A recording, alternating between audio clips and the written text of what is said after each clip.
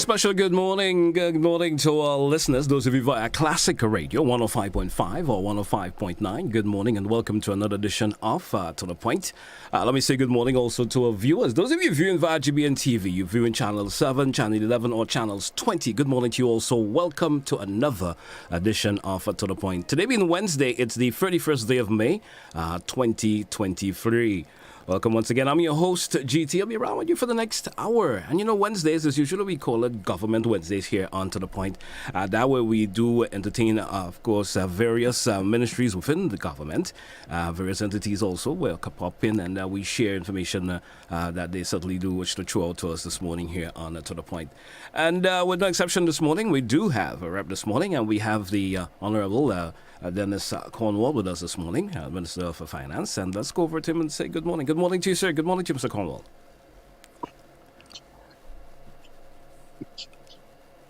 Seem to be a slight not getting your audio this morning for some reason or the other. I'm not sure what's wrong. Good morning to you, sir. Good morning to your listeners on radio and viewers on television in Grenada, Carriacou, and Petit Martinique, and in the diaspora. Welcome once again. So we had a little glitch in terms of the intro with your audio, but that seemed to have settled itself off. I want to thank you for being on To The Point this morning. It's a pleasure to have you. And certainly we are here this morning as we have lots to talk about this morning. And our main focus of conversation this morning would probably be, of course, the IMF's, of course, visit to the Speysal.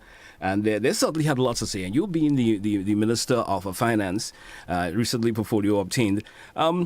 Give us a bit of perspective of the visit as we move across this morning. Just give us a bit of perspective on the visit as we move along. Good morning to you once again, and welcome. GT, the annual visit of the IMF mission to the countries that they are responsible for, it's an ongoing annual feature in the business of IMF and its member countries. So I want to clear the air on that very early o'clock because I've heard stories that Grenada was in problems, and that's why the IMF came to Grenada to see if they can help us. Yeah. This is an annual event. It happens every year, and it will continue to happen every year once we are part of the IMF arrangement. Okay. So it has nothing to do with as you would say, the talk on the ground about, we were into problems. You do have that clarified. Now, give us now, as we move along this morning, a synopsis this morning of the visit and what it was all about that for Grenada. So the visit basically is to have a health check of the economy of Grenada. As I said, it happens every year. And the mission took place over a 2-week period where they would have interviewed persons in the government sector as well as private sector, the unions, and other stakeholders. I was also part of the summary of this particular visit. In fact, I spent an entire morning with the IMF, as well as I had a follow-up meeting the next day with them at my office here in the ministerial complex.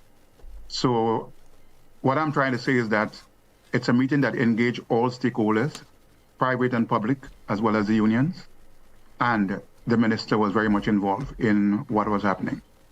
All right. Now, with meeting with who were some of the stakeholders that the IMF met with? I can tell you they met with the statutory bodies, they met with the government ministries, they met with the unions. So all of these entities are stakeholders that they would have liked to meet with and basically get a sounding of what is happening in the area. All right. Now, the IMF came in, as you said, they met with the various stakeholders. Give us some synopsis of the in terms of after the visit and the summary that they came up with in terms of what recommendations and so forth that they made that will certainly lead the chart the way forward for Grenada, if that's possible to share that information. Okay. So in summary, the mission basically gave Grenada a good economic health check. In other words, Grenada is fine, Grenada is doing well. In fact, when they came with a projection of a 6% growth in the economy. They subsequently revised that to 6.4%. the areas that were pushing that growth in the economy, be it the construction sector, also the other areas that were pushing that would be in tourism sector also. I wouldn't say that everything that was discussed were in favor of what the government has done, because, I mean, they made some recommendation to the government. In fact, one of the things on the ground I've heard is that we should not have given the amnesty to taxpayers. And I think the IMF was very forceful on that, saying that amnesty is something that you should probably stay away from, because it gives the taxpayers the notion that they can get it time after time after time. Let the Grenadian public know that this amnesty is the last one that we will be entertaining, because at the end of the day, taxpayers ought to be very responsible in ensuring they meet the obligation to the government on a timely basis. So as I've said in other areas, that this is the last amnesty that the government is going to be considering. And come 31st of December 2023, there will be no amnesty going forward. In other words, we will make sure that the taxpayers meet their obligation on a timely basis. All right. Nice to hear that, sir. Now, you speak of recommendation. The amnesty, you spoke of that in terms of the recommendation that from the IMF team. In terms of the recommendation, what are some of the other key recommendations that the IMF team put forward that you could share with us also? Well, there were comments made on the issue of basically trying to ensure that the vulnerable, the poor and vulnerable in the country is looked after. My government has looked after the poor and vulnerable, if you want to put it that way. Notwithstanding, I believe that we were encouraged to try and do more if we could for the less fortunate among us. I have heard chatters on the road that the government took away this 150 from the seed program, and that that is the people who we call vulnerable among us. While I believe that I cannot make any pronouncement as to whether or not this government is going to consider any increase in payment to the poor and vulnerable at this point in time, because again, as you know, we have been trying to recertify the persons who are on the seed program, because I believe there is a lot of fat in that program, meaning the program should have catered for the elderly, those persons who cannot take care of themselves. But on that list also, there are a lot of persons there that should not have been there and so on. And I think the recommendation from the IMF is that the facility should ensure that it target the persons that deserve those payments, and not just any and anybody who basically can find work or is able to work, but we should concentrate on targeting the persons who need it most. When we say target the person who need it most, we are, as I said, we are doing the certification right now to ensure that we can do exactly what they're asking us to do. Some persons are asking whether or not, if we find savings, if we're going to increase or reinstate that so-called 150. I am not at this position to say that, because the task is not completed yet. I don't know what the level of savings that can be attained, but what I can tell you is, from being on the ground, I know that persons out there who are not on the program at this point in time may become eligible for the program, but there are others who are on the program that may not be eligible for being on the program. Okay, so we do for a break. Let's take our first break in this segment. We're coming back with much more. We have Honorable Minister Dennis Cornwall this morning, Minister of Finance here in Grenada. We're coming back here on To The Point. Stay with us, folks. Don't touch it. I'll be back with you shortly. It's...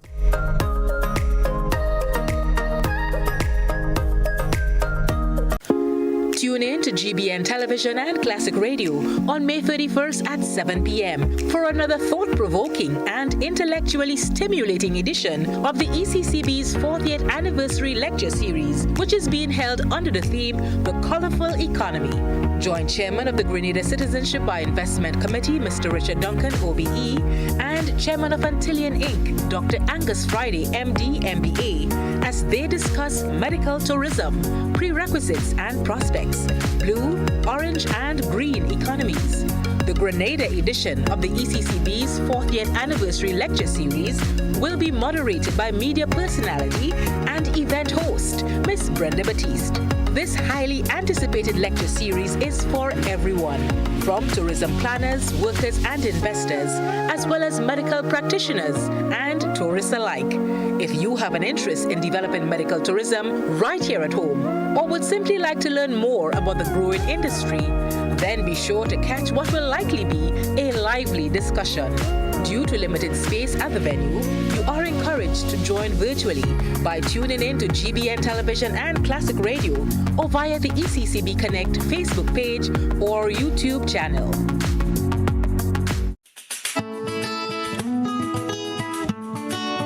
Do you know, when you play the games of the National Lotteries Authority, you are supporting sports, culture, and nation building in Grenada, Carriacou, and Petit-Martinique?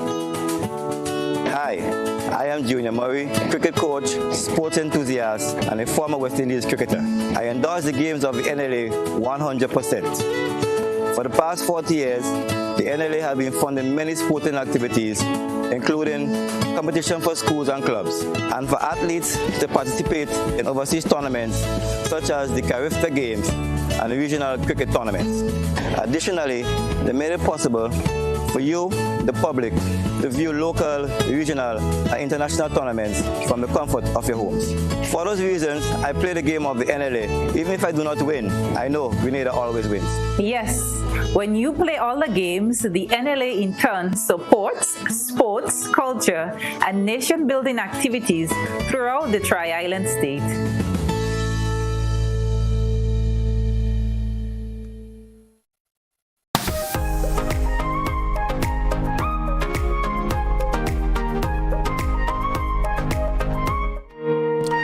Yes, well, say welcome back to our listeners and viewers once again. It's to the point for today, Wednesday, the 31st day of May. 2023. With me this morning, we have the Honorable Dennis Cornwall, Minister of Finance here in Grenada. Mr. Cornwall, welcome back. Honorable Minister, welcome back. Welcome back once again to the point this morning. We spoke in our first segment. We spoke a lot pertaining to some of the recommendations that came out from that visit by the IMF team. I want you to speak a bit in this segment about some of the significance of the visit, especially to the Ministry of Finance. You being, of course, the minister who have recently taken up such portfolio. What was so significant about this visit this time around?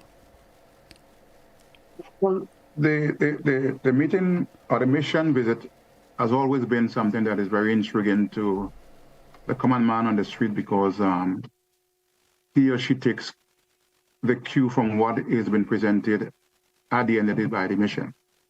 And so I would say that the mission visit is very crucial for us in Grenada, and that we expect that whatever the IMF comes out with on is what they found on the ground and what they intend the government should be looking after and looking at. It also tells whether or not the government is doing a good job or not. And of course, this report being a very positive one, it shows that the government is doing a very good job with regard to running the country and running the economy of this country. And therefore, I hope that basically minimizes the chatter on the ground that, Grenada is in trouble. Grenada is not in trouble as far as I know. And based on the data that has been collected or reviewed, it shows that the country is on track for growth. All right. Now, Minister Cornwall, you speak a lot a while ago in terms of every time you know what's been heard on the ground and the country not being in trouble. Of course, what's the reason for statements of that being thrown out? Well, what's your take on reason for the statements of that nature being thrown out? Well, I am not too sure what is basically driving the so-called negativity on the ground because, again, I believe that as a country and as people, we have sometimes to be very responsible in what we say and do. Because to be out there spreading negativity when the country is doing well, I think we are doing ourselves a disservice. And sometimes you ask yourself, is it that what you really want? To see a country doing well and still complain that it's seeing difficulties and that all is not well in the country? I believe we have to be more responsible where that is concerned. All right. Moving through with still keeping in our conversation with the visit of the IMF team here in Grenada, and we speak of the recommendations. What is the way forward with some of the recommendation that's been thrown out? And even though you spoke of the significance of the meeting and so forth, what's the way forward for Grenada now? Well, Grenada has to continue doing what is needed to be done to make sure that we can continue seeing growth in the economy. We also have to maintain the fact that we have to concentrate on maintaining a healthy debt to GDP ratio, meaning that our debt should be sustainable in the long run. Currently, our debt to GDP ratio, who was around 79%, that when you include the state-owned enterprise as well as statutory bodies guarantees in there. But from central government standpoint, is just under 65% thereabout.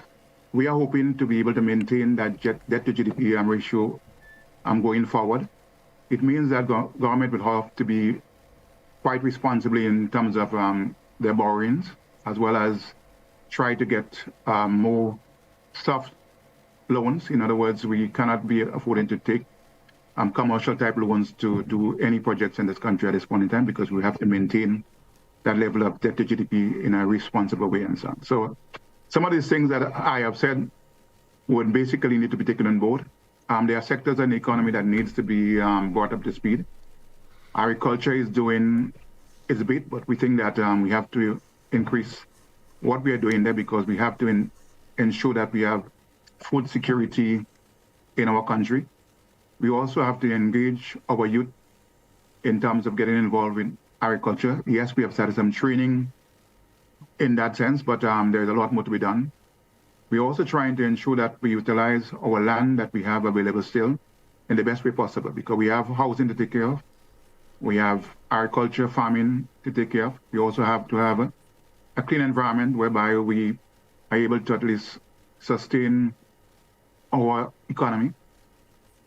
We talked about reducing our dependency on fossil fuel, that's diesel and other things for generating electricity. So it means that we have to concentrate on looking at alternative energies, be it wind, solar, geothermal, and all those types of energy sources and so on.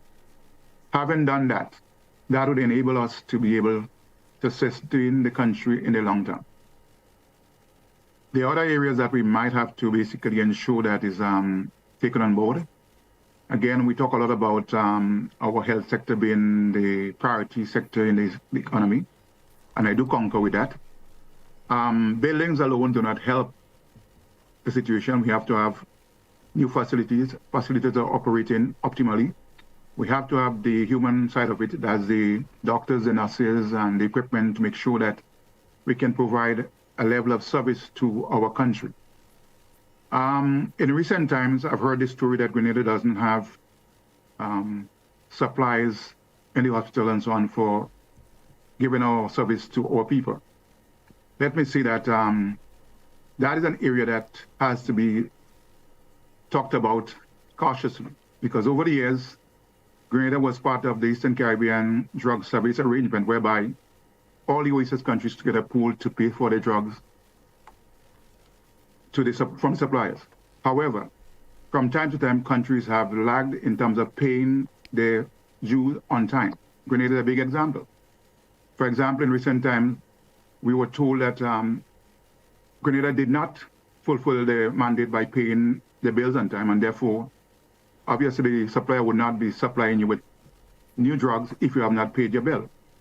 And I must say that irrespective of all the monies that is talked about out there that the Ministry of Finance has, and we have paid pension, we have paid teachers, and we have paid whoever out there and we have not paid for drugs. Let me make it abundantly clear.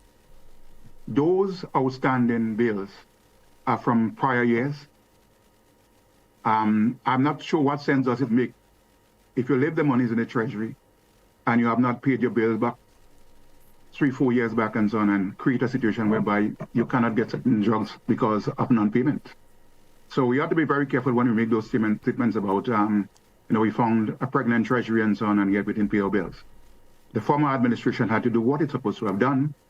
And despite we have done our best in the last 11 months, it means that the debt that we are currently paying out on the drug issues and so on are things that we inherit from the former administration.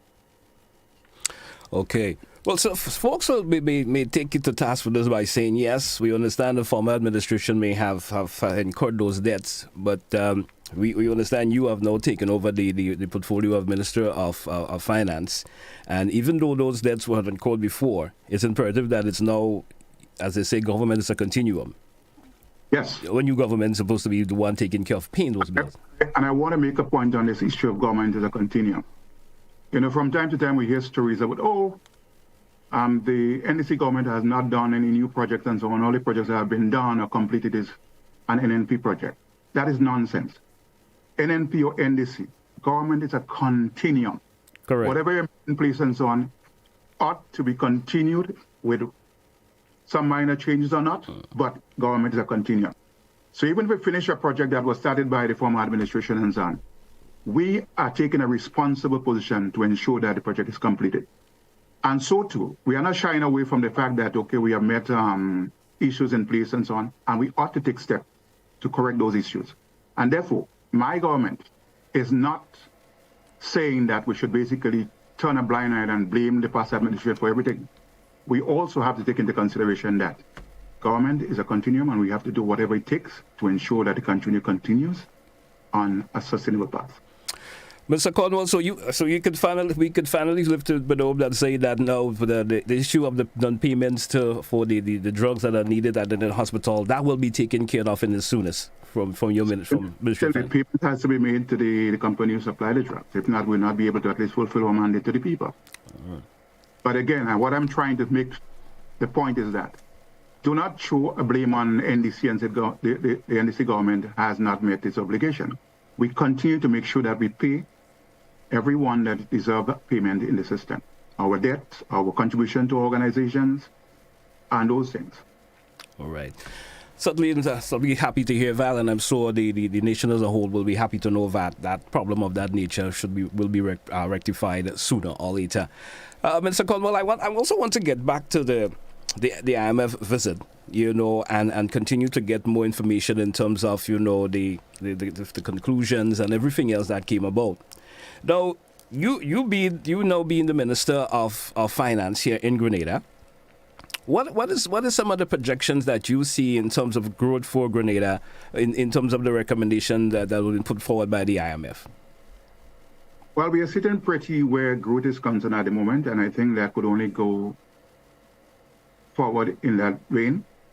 There might be some upside or downside risk, if you want to put it that way, on certain areas, because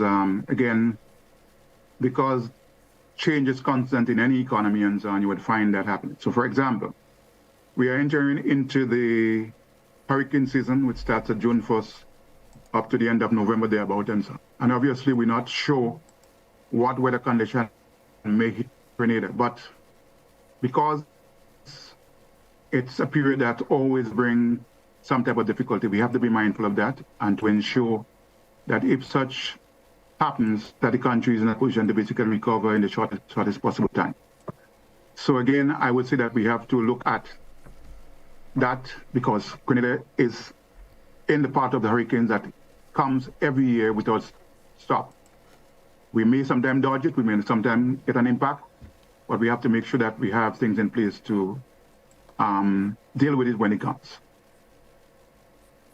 Okay. In terms of the projects that we have ongoing or to be started and so on, we believe that those projects will continue to push growth in the economy. I mean, we have right now, although it's done in the private sector, 3 major hotels on its way right now. I think that that should basically bring some additional growth to the country and employment for our people. There are other hotels that probably are around the corner, but again, I have to be careful how I see those things because I don't want to give the public the notion that all is smooth with some of the hotel constructions. But in a position to say that there is a lot of prospect for growth going forward. All right. There is this element that the CBI program has been downgraded because of the prospect that we may lose some of the Russian clients that we have had on board in the past. I agree that there might be some downside to that. Notwithstanding, we have been trying to see if we can basically look at other areas in the world to see if we can boost our CBI applicants there. I also want to basically say that sometimes I hear on the road that Grenada or Grenadians are selling passport and all those issues. The program is not about just selling passport. The program has two areas. One, that the funds are channeled through the National Transformation Fund, as well as the other source goes towards the funding of the approved projects that are in the system. Notwithstanding, at the end of the day, the person becomes eligible for a Grenada passport. And to tout it at just sale of passport to foreigners and so on, and we are giving away our patrimony. I think all of these are utter nonsense, and people need to understand and educate themselves a little bit more on what the CBI program is all about. The program was started under the former administration. I think it's in 2013 or 2015 thereabout. I could be corrected there. But notwithstanding that, the program has served Grenada well and continues to serve Grenada well. And we, if we are persons that feel that we should not allow foreigners to come to our country, I would say think again, because Grenada population as it is right now still need to grow further to ensure that we can continue growing our country futuristically. If we have a situation where people are not making kids and the population that should sustain our NIS and other social programs and so on are not there, then we have difficulties. So I think our country needs to understand that we need more population to help the growth initiative that we have in our country. I'm not simply talking about we are selling passport to criminals and all those nonsense outside it. All right. Minister, of course, we drew for a sort of break in this segment. Let's take that break. We're coming back with more here with Honorable Dennis Cornwall here on To The Point. We're coming right back, folks. Stay with us. Camp. On Saturday, July 29, Montrouge Plainfield will be transformed into a sea of grills as food, fun, and friends collide. It's the 10th annual Maggie King of the Grill competition. The best chef and barbecue kings and queens compete for cash, a new grill, and the title of Maggie King of the Grill. Come savor the flavors. Try to bust the ice cold bar and let the kids have their way in the bouncing castles, pony rides, slides, and games. Try your hand at dominoes or the beer and leg competition and win instant cash. Come 7 p.m. you go stateside to enjoy performances from top local acts. It's a whole evening of fun at the Maggie King of the Grill, Saturday, July 29 at the Montrouge Plainfield. Gates open from 12 noon. $10 get you on the inside. Powered by Maggie, Hot 98, and GBN Television.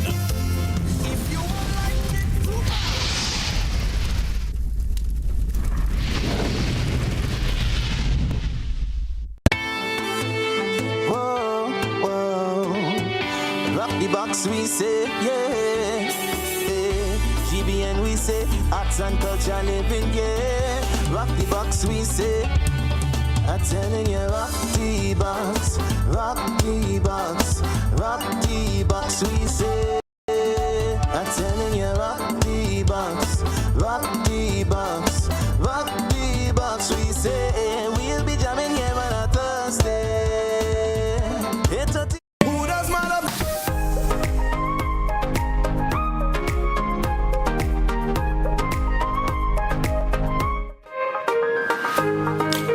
Let me say welcome back to our listeners and viewers this morning. It's To The Point here on Classic Radio and the GBN TV. Good morning to those of you who are viewing and listening via social media platforms, whether it's our Facebook page, our YouTube channels. Good morning and welcome. With us this morning, yes, we have the Honorable Dennis Cornwall, Minister of Finance here in Grenada. He's here with me this morning. And we're chatting about a host of topics this morning, and you're certainly welcome if you do have a question or two for you listeners and viewers out there. If you do have a question or two that you'd certainly like to ask Honorable Mr. Dennis Cornwall, please feel free to give me that call, 435-2041. And let me say welcome back again, Honorable Dennis Cornwall. Welcome back. Now, Honorable Cornwall, there's that talk that is seemed to be creeping around on the ground, as you seem to be using that particular phrase a lot. but that slowness of the economy. That seems to be a lot of conversation that we hear going around lately. What's your take on that? If that is even existing, to say, what's your take on that?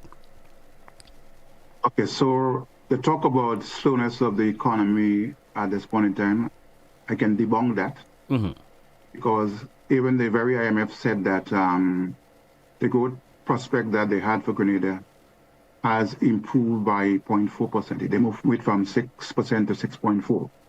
So that does not make sense to me when you said that the economy is slowed, when the data shows that there is an increase in the growth to GDP in the country. Now, a lot of people argue that we have paid off in the last 10 months, thereabout, that we paid the pension and gratuity to public servants and so on. And they're not feeling it on the ground because it was paid to maybe 5% of the population.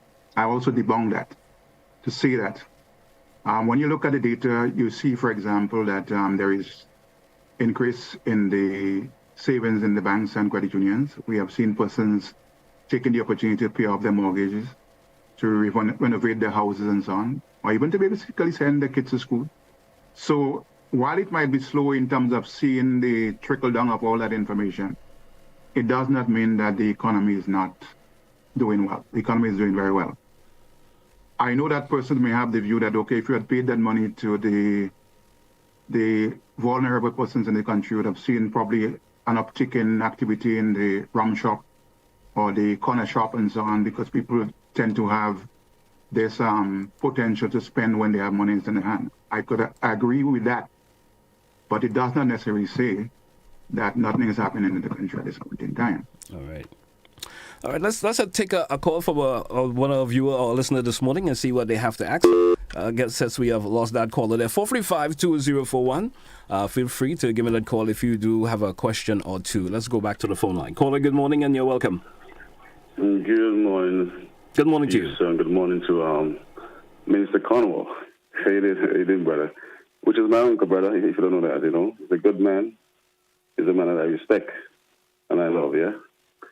But I do have to ask him a question. Based on the tax amnesty, some people from the diaspora are complaining that they say when they pay the tax online, they still see it sit unpaid. And secondly, we know our people in this country, yeah? We have family dispute with the land and different things. Sometimes it might be difficult for people to really come together to really organize that. So how do the government decide to really deal with that? Because they give us a year, but still, there are people that are still in confusion with family members for land and all kind of stuff like that. So answer this question, brother.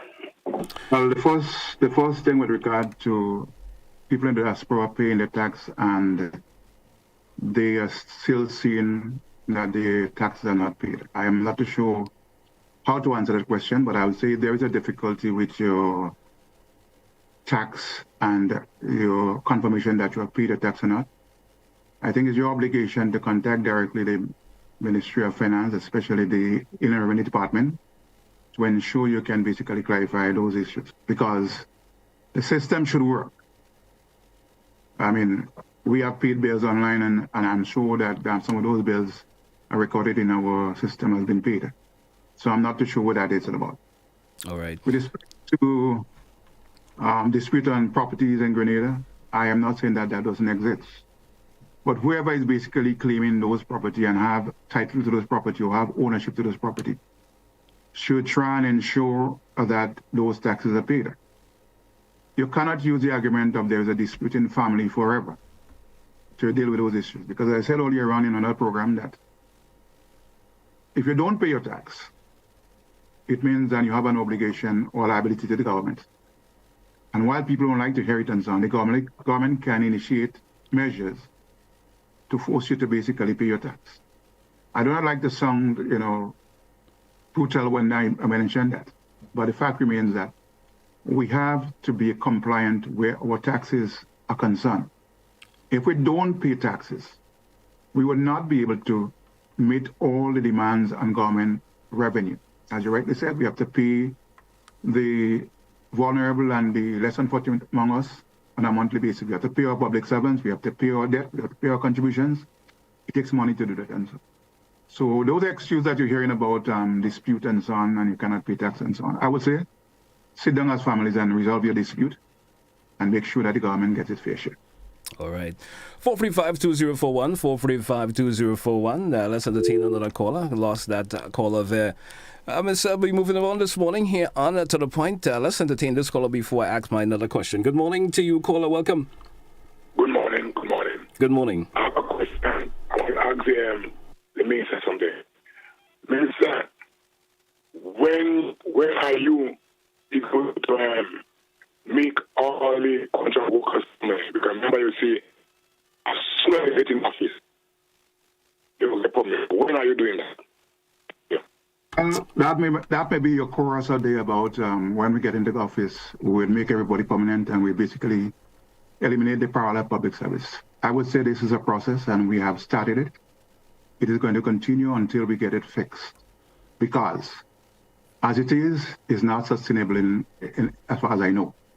So you can continue making your statement that Mr. Cornwall said that he's going to eliminate the parallel public service and to make everybody permanent. I still stand by that statement, and it's not a lie, as some of those persons out there on radio purported to be a lie and a misguided statement to the public. The fact is we have done a lot. And so far, I believe we are on track to make sure that we can put the public service on a sustainable path, as well as to deal with some of the inefficiencies that we found in the public service. We know that in some ministries, they had freeze position for many years. And while you think that freezing the position probably might help you in terms of your income to GDP and so on, or salaries payment to GDP, it also creates a problem. In other words, you can't have a ministry that is left to rot. When I said rot, meaning that all the key personnel in there are not there. Take, for example, for the Ministry of Agriculture. You don't have a CTO, you don't have an agronomist and so on. Because why? You just killed all those positions over the years. In the Ministry of Works, we have inefficiencies also. We hardly have sufficient engineers to do everything that we want to do around here. But yet you're touting that, okay, you have monies left in the Treasury and the Treasury is pregnant and all those nonsense. I believe the public service needs fixing. It needs proper equipment and personnel to make sure that we can do and deliver the service to the people of Green Lake and pretty much. All right. Let's entertain another caller. Caller, good morning and welcome. Yes, Mr. Telesford, greetings and greetings to you guys. I trust the gentleman can hear me. Now, I want to deal with particularly with the issue related to the $150, which the government removed from the quote-unquote poor, needy, vulnerable, hungry, mouths, indigent, and so on. Here is an utterance by a minister during the 2023 budget debate. Here we go. Ay, caray. Just a moment. Ready to go. The government has decided to continue the vertical expansion of seed program, which was scheduled to end in December of this year. This therefore means that families will continue to receive the additional $150 per household. And it goes on. But anyway, my question to the minister, where did that minister in the discussion on the budget for 2023 get the authority to make that statement? Did she have the authority? I would answer the question. Therefore, in January, was the sum removed? And now I hear that we do not know if it can ever come back and all of that. Can you tell us exactly what is happening to that sum of money and when we shall get the retroactive pay? Let me answer holding the minister to account for her statement, given she has authority. Thank you very much. Have a nice day, will you? Thank you, caller. In the following way.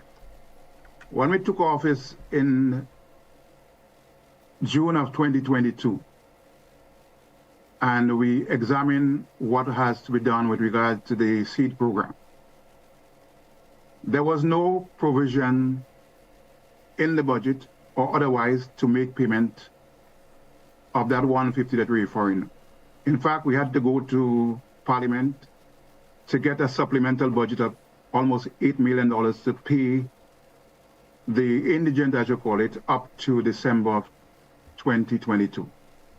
We were told that payment was brought in because the conditions on the ground was difficult then for the persons who benefit from seed, but that was a temporary measure. The word is a temporary measure. When we were doing the budget for 2023, obviously we discontinued that temporary payment because to do that, it had to be a situation where it was sustainable. Whether or not the Minister of Government would have basically said what was said, the consensus is that we could not continue the payment of the seed in the format that was existing prior to our coming into government, because as again, there were no provisions in the budget for it. And two, we ought to be mindful always that there is need to continue taking care of the less fortunate and the indigent among us. I have no problem with that. But we also have to ensure that those proceeds are targeted to the persons who need it most. You don't basically throw monies at people who are able-bodied and able to work. God forbid. We have less than 2,000 elderly benefiting from the program. But in there also, you have people who are able-bodied persons who are brought on board just for election purposes and so on. And we have to make sure that we target those resources to the persons who need it most. I wouldn't argue whether or not after we have done the recertification and so on, there might be some savings that can be plowed back into the program. But I'm not in a position to say that as yet because the recertification is not yet completed. But I want the people out there to stop this nonsense once and for all. NDC didn't take away anything from the seed persons. In other words, we tried to make sure that we work until December 31st by going into Parliament and made provisions for an $8 million to make sure that was done. And thereafter, it was not provided for because it was a temporary measure as far as we understood. Okay. Well, we may be able to entertain one more caller within this segment. And when we come back, we take a break. Caller, good morning and welcome. Morning. Good morning. What I want to say, I ain't saying nothing going on in the country. They are not doing anything much for the country. And what I want to say, they have to have respect in Parliament. I don't like how Mr. Liman and that Bash, the past Prime Minister. This party is unrespectable. You don't do this thing and you don't sit down there and then tell him nothing about it. You understand? And I don't think, to my point of watching things going on, they cannot rule this country. Things going contrary. Caller, thank you. Thank you for your contribution. Minister She's entitled to her opinion.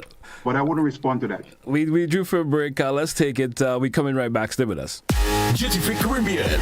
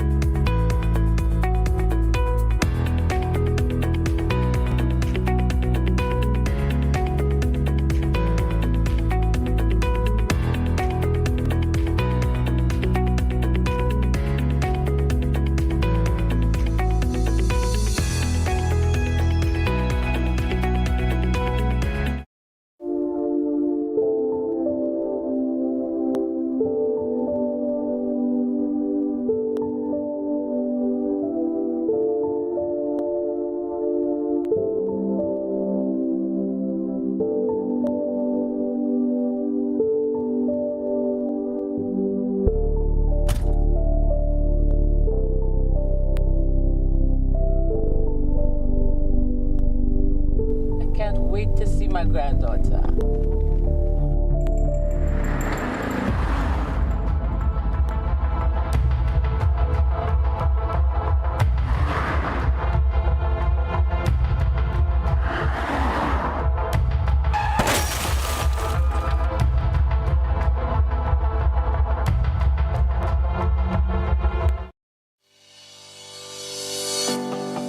You know, one day I woke up and you know they painted a set of pedestrian crossing all along the streets. You know, nobody told us how to use that thing properly. I know how. You're serious? Every safe, good driver knows about these things. As a driver, you have to be very attentive. You know you're coming up close to a pedestrian cross, you start slowing down immediately, looking to see if there's any pedestrian on the side getting ready to cross.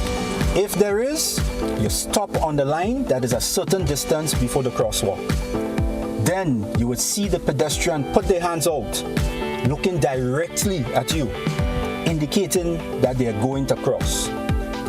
And only when you have come to a complete stop, that is when they will quickly and safely cross to the other side. And then you continue happily on your journey.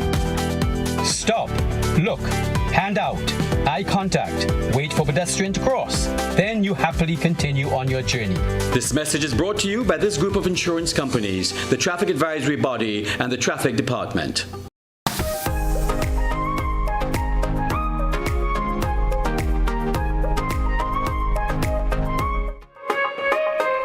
10 minutes moving out before the top 10 here on Classic 105 GBN TV. It's to the point for today, Wednesday.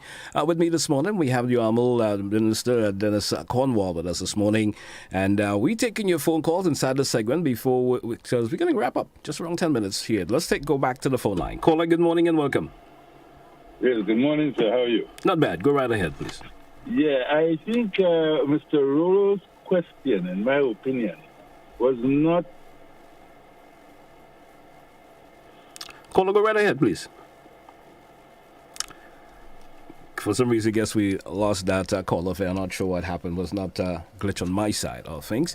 Mr. Cornwall, certainly welcome back. Didn't get to welcome you back. We went directly to the phone line, but somehow the caller, maybe he was implying that you probably didn't answer in full Mr. Rolo's question, but I think you did. Well, basically is that he was asking where the minister got the authority to say that the 150 would be continued and so on. And I will not respond to that question because I don't have the authority to basically respond in a way what the minister said. I don't know what was actually behind it, so I can't really respond to that question. But I will tell you, I provided him with sufficient information to show that the NDC government would have done what it needed to be done to ensure that payment was made up to December on a temporary program which has come to an end.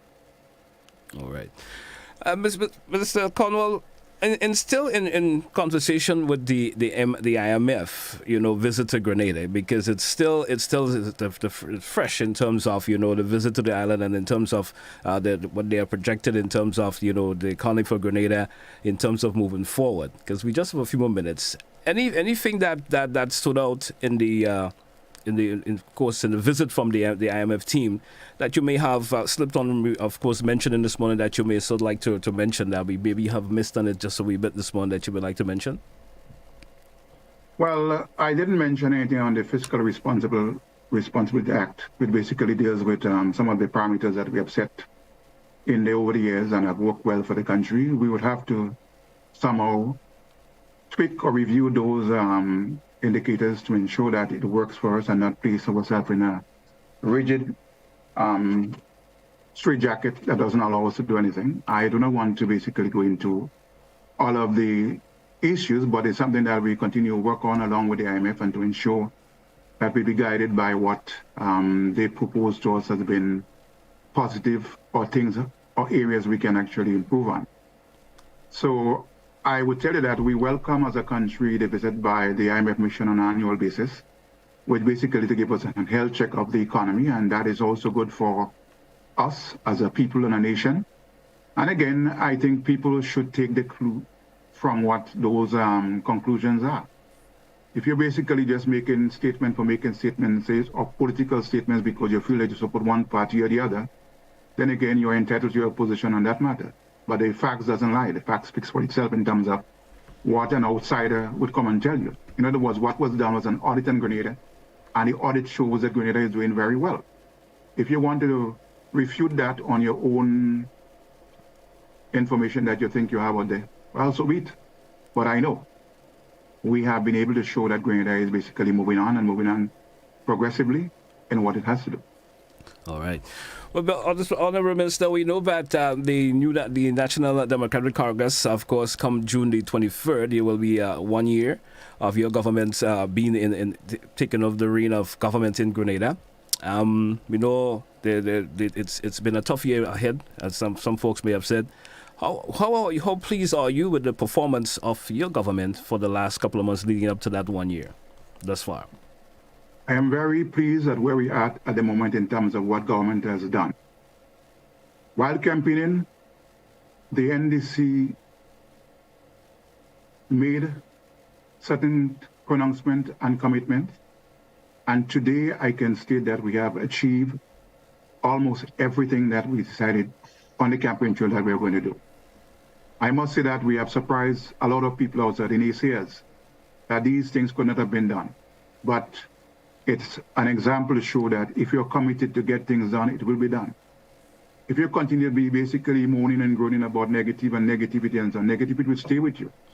We as an NDC party is a positive thinking party, a progressive party, a people's party. And we are going to ensure that we do not be sidetracked by the negativity outside it. We'll continue to perform with distinction in every area that we touch. And who don't have eyes, they will not see. Those who don't want to hear will not hear. But I can tell you, for the first year in office, the NDC government has done exemplary. All right.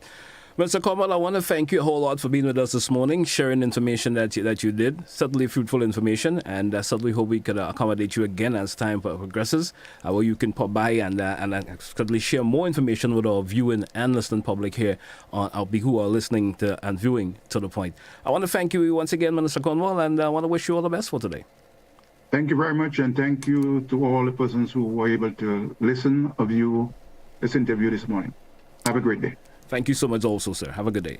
It's K105.5 and GBN TV. That's where we take a wrap for today's program. Off To The Point. I want to thank all who contributed some way or the other, whether you phoned in, you listened, and you contributed via message via social media platforms. Thank you so much. Until we have another edition of To The Point, this is where I say goodbye for today. Have a good one, folks. Be good to yourself and others, as I always indicated. Have a good one, folks. That's why I say goodbye for today.